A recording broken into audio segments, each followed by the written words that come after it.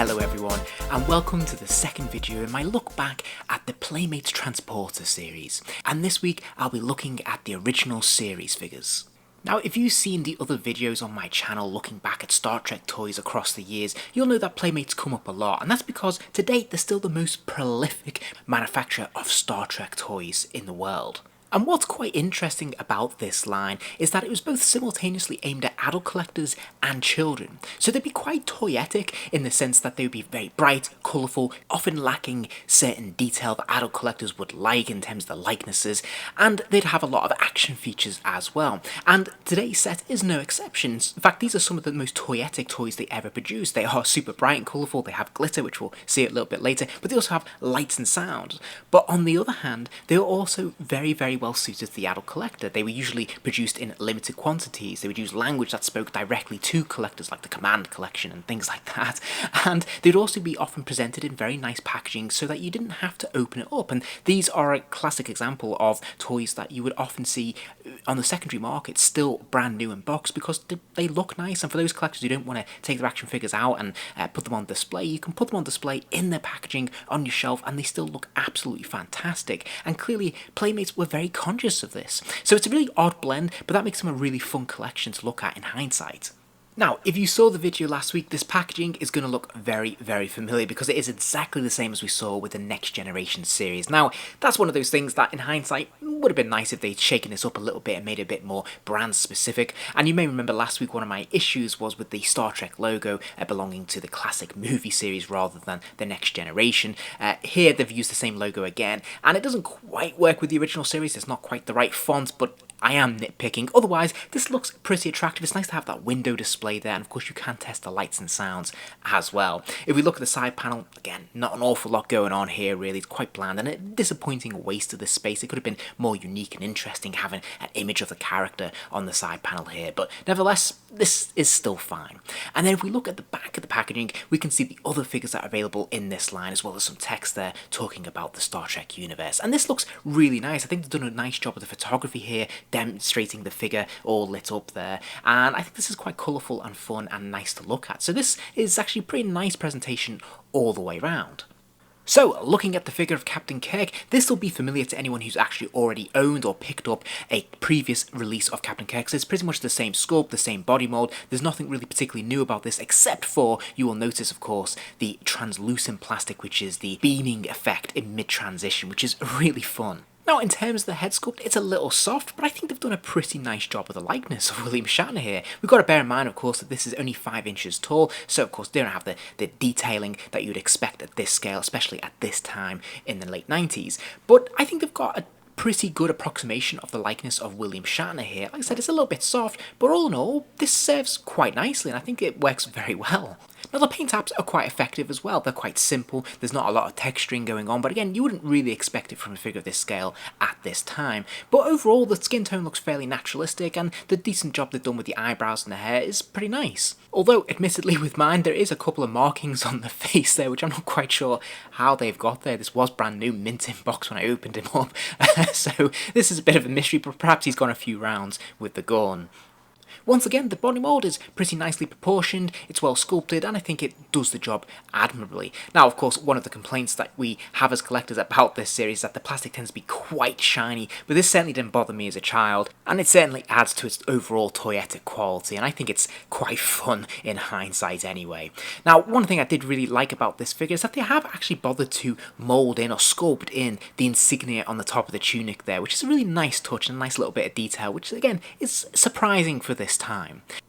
And then, of course, the major innovation with this figure is the use of the translucent plastic. And I particularly like how it's phasing on the arms there, so it's going from the paint all the way down to that translucent plastic. I think this works really quite well, particularly well with this figure, because the yellow that they've used for the beam effect merging into his costume is almost seamless, and it looks really nice and attractive. You'll also notice they have decided to enhance this with glitter, which maybe wasn't the best choice in hindsight. I can understand why they've done it to create that shimmering effect, which is quite nice, but it does have a tendency to come off in your hands when you move the figure.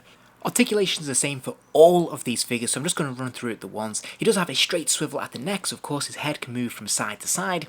He also has swivels at the shoulders, so the arms will lift up and down, and then there is a complementary bicep swivel as well, which allow the arm to rotate at the top of the bicep there, which is pretty cool. There is a single joint at the elbow that allows that lower arm to raise to about 90 degrees. Then we have a swivel at the waist, allowing the figure to move from side to side, and then we have this very unfortunate thigh cut swivel, which is at the very top of the thigh, and of course it moves out diagonally, which I really detest this. I'm not a fan of this approach at all. It always looks weird no matter what you do with it. And then finally there is a single joint at the lower knee there that allows that lower leg to bend to 90 degrees. Sadly, none of these figures come with any accessories, no phasers or communicators or anything like that, but they do of course have this base, and this is the transporter base. As you can see, it is named for each character, which is quite a nice touch. There is a peg hole there which you can stand the figure on, and then it also has this backdrop as well, which of course is that sort of transporter background. This is very nice. I particularly like the original series one. It has that very bright vivid blue, which looks really nice and well done. The only criticism I have of course is that at the bottom they have unfortunately decided to put these 4 holes in, which is where the twisty ties held it into the packaging, which is a real shame because it does compromise the overall look and aesthetic of this on display. But it is quite subtle. Once you place the figure on the base, you can't really notice it, so that's a saving grace at least. And then we have the main action feature, which is the lights and sounds. When we place that name tag down, now maybe it's the kid in me, but I have to say I absolutely love this effect. I think it's really fun, and I love that authentic transporter sound as well. One of the things I really like about this series is how they've used different translucent plastic to match roughly the colour of the tunic of each character. So of course Kirk was gold, McCoy is blue, and Scotty and Uhura have that sort of reddy gold effect. I think this is surprisingly effective. It definitely creates a sense of the figure actually transporting from one place to another, like it's just phasing out of existence. I really like that, and I think it works really well when we put a light on it as well. As we saw with Kirk, the likenesses tend to be a little bit soft, and probably none more so than with DeForest Kelly's Dr. McCoy, because of course he had a lot of detail, a lot of craggy lines in his face that they just have not captured at all. So this looks like a much younger version of Dr. McCoy, but still distinctly DeForest Kelly. I think they've done a pretty decent approximation of this likeness.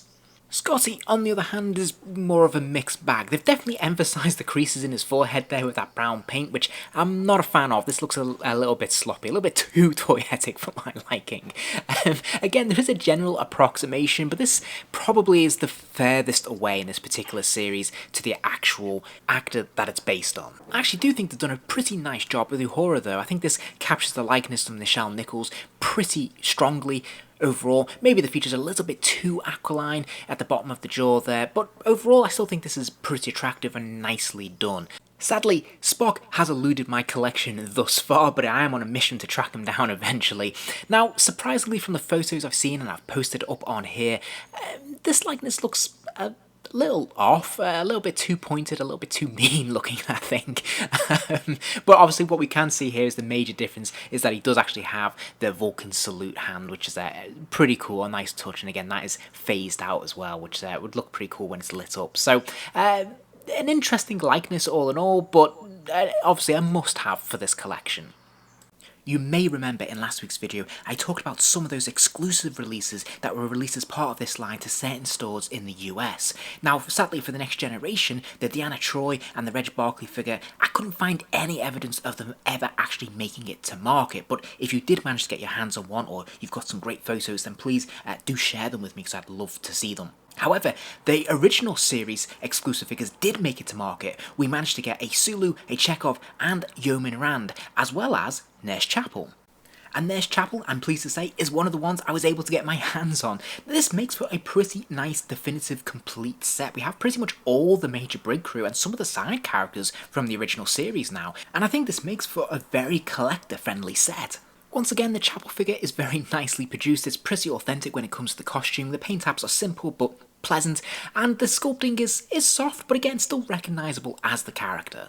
It's also worth pointing out that the individual stands when released from their bases can can be used to create your own mini diorama, because these are pretty authentic to what we see on screen, and of course they're individual, so you can place them in any alignment that you want, more or less. And I've seen people do some fantastic things recreating the transporter with these backdrops and their own created base. But that being said, even with the admittedly bulky and slightly clunky base that we have, I think these work remarkably well. Now, in terms to get them to look neat, you kind of have to move them around. You can't really have them side by side because they do look a little bit clunky, but if you move them just slightly behind each other, then they look like they're all part of one transporter room, and they look really attractive. And maybe it's just because they're super bright colours, and the original series definitely lends itself to toys because they are so vivid and bright in those primary colours.